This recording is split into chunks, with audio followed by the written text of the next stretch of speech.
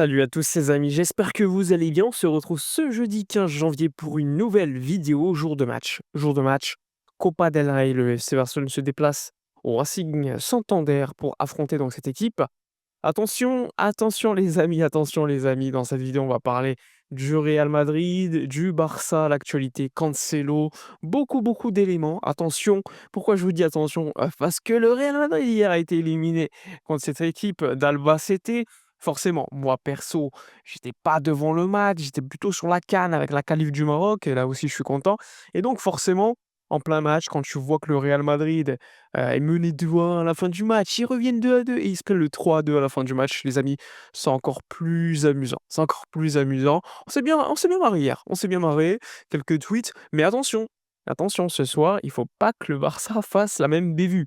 Bon, on va en parler de tout ça. N'hésitez pas, avant de débuter quand même, à mettre un petit like, à commenter, à partager pour booster la vidéo, les gars, j'en ai besoin. Ce soir, exceptionnellement, il n'y aura pas de live avant match sur Twitch et YouTube pour des raisons professionnelles, donc je ne peux pas être présent. Je vais quand même regarder le match, vous inquiétez pas, il y aura un débrief post-match, mais il n'y aura pas d'avant-match, donc malheureusement. Bref, les amis, on y va pour la vidéo. Alors, je vous l'ai dit déjà, le Real Madrid qui saute contre Albacete en huitième de Copa del Rey avec Alvaro Arbeloa comme coach. Les amis, on peut dire qu'on a passé une bonne soirée. On a passé une bonne soirée, tranquille. Bon, à part si t'es nigérian, barcelonais, on a passé une bonne soirée, les gars. On a passé une soirée exceptionnelle. Déjà, parce que quand tu vois le Real Madrid sauter aussitôt, ça fait plaisir. En plus, ils viennent de changer de coach. Ils viennent de changer de coach. Dans les médias, ça disait El Nuevo Zidane, le nouveau Zidane Arbeloa. Ouais, on a vu ça. En tout cas, on a vu ça. On sait qu'à chaque fois qu'il y a un changement de coach, les médias madrilènes sont boostés par la présidence pour dire allez, il faut soutenir le coach, on vient de faire un choix. Et le truc, c'est que le Real Madrid, en sautant Xabi Alonso, et ben, ils ont sauté un fusible de moins avant que les supporters se concentrent sur Florentino Pérez. Et nous, en tant que supporters du Barça, on se délecte parce que souvent, quand le Barça va bien, bah, ça veut dire que le Real va mal, tout simplement. C'est pour ça que je voulais en parler quand même un petit peu. Mais ce soir, le Barça va sur le terrain du leader de la seconde division. Le Real, ils ont sauté contre Albacete qui lutte pour rester en deuxième division. Nous, on va jouer contre le leader. Un leader qui a perdu certes lors du dernier match, de championnat 3-2 à domicile. Mais attention les gars, ça va être chaud ce soir, ça va être chaud. C'est l'ancien club de Pablo Torre pour les connaisseurs. C'est un match compliqué dans un stade compliqué. Alors, il faudra faire le boulot. Hansi Flick ramène quasiment tout le groupe.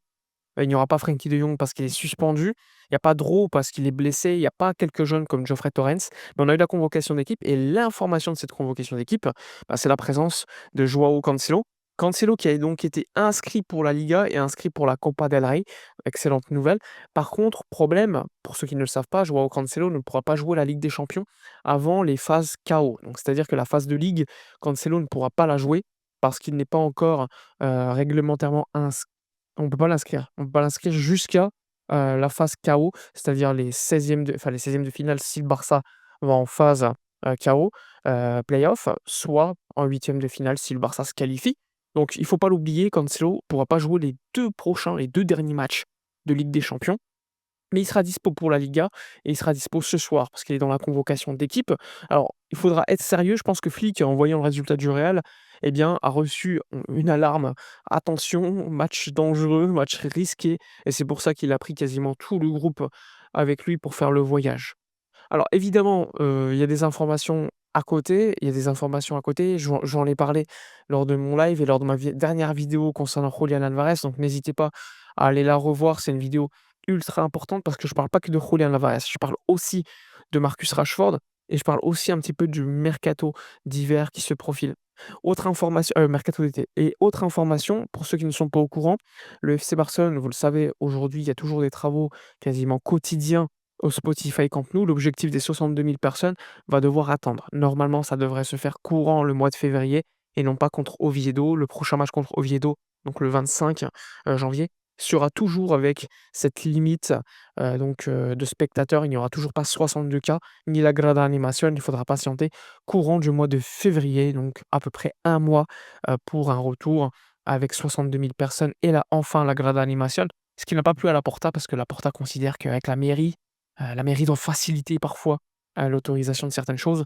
Mais bon, La sécurité avant tout et la mairie décide qu'il te faut encore améliorer certaines choses au niveau de la troisième phase, la phase 1C, je le rappelle, pour que le Barça puisse accueillir 62 000 personnes. Mais en tout cas, les travaux avancent sur le troisième étage, sur la boutique à l'extérieur et sur tous les éléments parking et tout.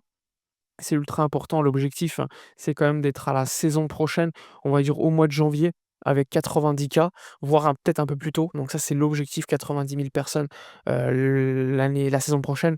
Et c'est important pour des raisons de budget, des raisons financières et surtout pour le mercato. Tout est lié, vous le savez. Alors, pour un petit rappel, pour ceux qui ne sont pas au courant, le FC Barcelone, a priori, hein, selon Flick, ce soir, ils vont faire un peu tourner. Certains joueurs comme Araujo pourraient jouer, certains joueurs comme Eric Garcia pourraient être mis au repos parce qu'Eric a joué tous les matchs de la saison. Flick a expliqué qu'il y avait des joueurs qui étaient fatigués et donc il va falloir faire des choix, il va falloir reposer certains. Il faudra rester compétitif parce que je vous l'ai dit, le match contre le Racing de ce soir et c'est un match qui est dangereux, c'est un match risqué, c'est un match qui peut être compliqué. Il faudra faire gaffe et ne pas faire les erreurs du Real Madrid. Après, j'ai envie de vous dire, collectivement, le Barça est quand même beaucoup plus au point que le Real Madrid qui, s'effrite collectivement. Individuellement, quand il y a des blessés, bah, forcément, ça a un impact parce que collectivement, ça suit pas et quand tu mets des jeunes, forcément, du côté du Real, c'est pas la même chose que côté du Barça. On a l'habitude de faire confiance à des jeunes. Vous avez vu le nombre de joueurs de la Masia. Forcément, ça aide beaucoup, quand tu vois que tu as des Lamine, quand tu as des, Tommy Marquez sur le banc, quand tu as Dro, bon il est pas là, mais vous savez vous voyez ce que je veux dire? Quand tu as des Koubarsi, des Gérard Martin qui est certes pas formé officiellement au club, mais qui est passé par l'équipe B. Globalement, le Barça est quand même bien pourvu, des fermiers, des joueurs formés à la maison qui ont ce sentiment d'appartenance et qui se battent encore plus et qui comprennent ce qu'est le Barça. Ils ont été formés dans une philosophie de jeu qu'ils ont, l'habitude de connaître depuis petit. Donc forcément, ça aide beaucoup plus que lorsque tu as des jeunes, d'autres clubs qui arrivent dans un club, où c'est mal géré dans le jeu collectivement et cetera. Donc ça, c'est quand même ultra, ultra important. Ce soir, on s'attend quand même à une présence de Robert Lewandowski un peu plus importante. Lewandowski qui lors du dernier match de Copa n'avait pas joué. Selon Flick, ce soir, normalement, ça devrait être Juan Garcia au but, à voir si Ter Stegen jouera son dernier match ou pas avec le Barça avant de s'envoler potentiellement, je vous dis s'envoler, mais c'est dans la même région, vers Gérone pour un prêt. En tout cas, Gérone, est plutôt optimiste par rapport au fait de conclure l'affaire. Il faudra suivre, hein, de toute façon tout cela. En tout cas, les amis, j'espère que, cette petite vidéo vous a plu. Alors évidemment, on n'est pas allé grandement en détail parce que ça, j'attends le débrief de ce soir avec le match, forcément. Ça reste un match ultra important, il ne faut pas le prendre à la légère. Le Barça a quand même objectif de gagner tous les titres nationaux, en plus d'aller loin en Ligue des Champions et en étant compétitif. Pour l'instant, Supercopa, c'est bon. Copa del Rey, il faut faire le taf ce soir et la Liga, le Barça est leader. Donc forcément, pour le moment, reçu 5 sur 5. Il faudra faire le job en Ligue des Champions contre le Slavia, en fin du mois et contre Copenhague. Mais sinon, les gars, franchement, le début de saison, quand tu vois celui du Real, on peut être que satisfait. Il y a eu une amélioration grandement du jeu. Maintenant, il faut enchaîner. Le Barça est sur 10 victoires ou 9 victoires de suite, je crois 10 même, avec des clean sheets, même si lors du dernier match, on en a pris 2. Forcément, le Barça est sur une bonne pente. Il faut que ça continue.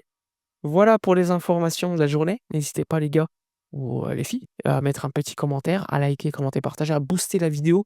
Nous on se retrouve pour le débrief post-match de ce soir et d'ici là, comme d'habitude, portez-vous bien.